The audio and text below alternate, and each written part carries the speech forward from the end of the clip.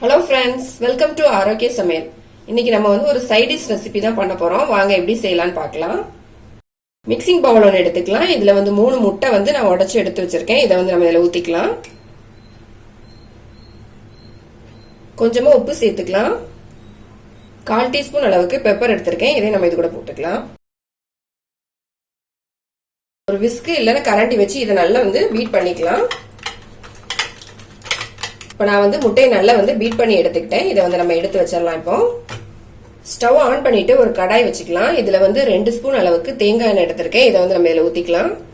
நீங்க தேங்காய் எண்ணெய்க்கு பதிலாக வேற எண்ணெய் கூட எடுத்துக்கோங்க. இதுல எண்ணெய் சூடான பிறகு இந்த மாதிரி ஒரு ஜல்லடை கரண்டி எடுத்துக்கோங்க. இதுல நம்ம பீட் பண்ணி வச்சிருந்த முட்டையை இதுல ஊத்திக்கலாம்.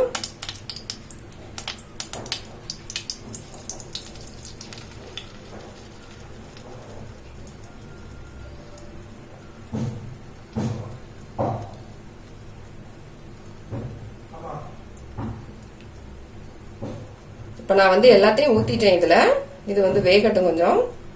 இப்ப நம்ம முட்டை ஊத்தின பிறகு இது லைட்டா குக் ஆக ஆரம்பிச்சிருச்சு. இது ரொம்ப குக் ஆகாண்டாம்.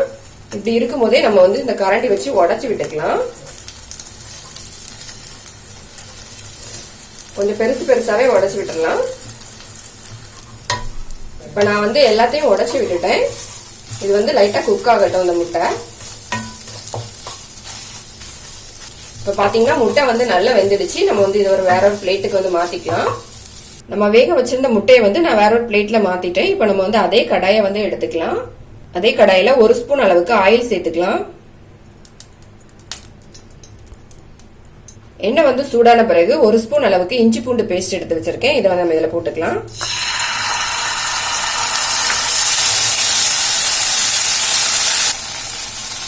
இஞ்சி பூண்டு எண்ணெயில வதங்கின பிறகு ஒரு பெரிய வெங்காயம் நீள நீளமா கட் பண்ணி வச்சிருக்கேன். அதை நம்ம இதில் போட்டுக்கலாம்.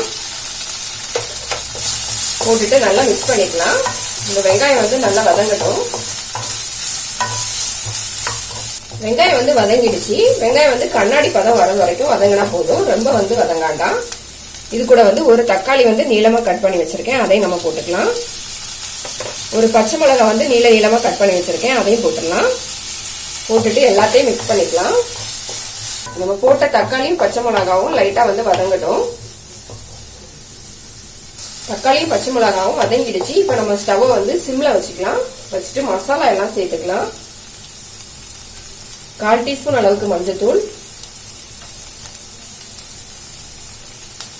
1/2 டீஸ்பூன் மிளகாத்தூள். நான் காஷ்மீரி மிளகாத்தூள் தான் எடுத்திருக்கேன். அதனால 1/2 டீஸ்பூன் போட்டிருக்கேன். இந்த தனி மிளகாத்தூள் சேர்க்கறீங்கன்னா எந்த அளவுக்கு காரம் வேணுமோ அந்த அளவுக்கு சேர்த்துக்கோங்க. 1 ஸ்பூன் அளவுக்கு தனியாத்தூள், கொஞ்சமா உப்பு சேர்த்துக்கலாம். நம்ம முட்டையில உப்பு சேர்த்திருக்கோம், அதனால கொஞ்சமா சேர்த்துக்கலாம். ஒரு 1/4 டீஸ்பூன் அளவுக்கு பெப்பர் தூள். இது கொஞ்சம் காரம் அதிகமா தான் இருக்கும். அதனால உங்களுக்கு எந்த அளவுக்கு காரம் தேவையோ அந்த அளவுக்கு சேர்த்துக்கோங்க.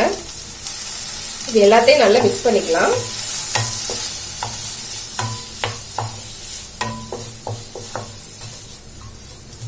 நல்லா மிக்ஸ் பண்ண பிறகு ஒரு 2 ஸ்பூன் அளவுக்கு தண்ணி சேர்த்துக்கலாம். இதுல இந்த மசாலோட பச்சை வாசனை எல்லாம் போகணும். அதனால ஒரு 2 ஸ்பூன் அளவுக்கு தண்ணி சேர்த்துக்கலாம். நம்ம தண்ணி சேர்த்துட்டு நல்லா மிக்ஸ் பண்ணிக்கலாம். இப்ப நம்ம தண்ணி சேர்த்த பிறகு லைட்டா கொதி வர ஆரம்பிக்குது. இப்ப நம்ம ரெடி பண்ணி வச்சிருந்த முட்டையை இது கூட போட்டுக்கலாம். கொஞ்சமா கருவேப்பிலை போட்டுக்கலாம். இது எல்லாத்தையும் நல்லா மிக்ஸ் பண்ணிடலாம். இப்போ ஸ்டவ் சிம்லே வச்சுட்டு இதை பண்ணுங்க. அப்பதான் மசாலா இந்த முட்டையில நல்லா இறங்கும்.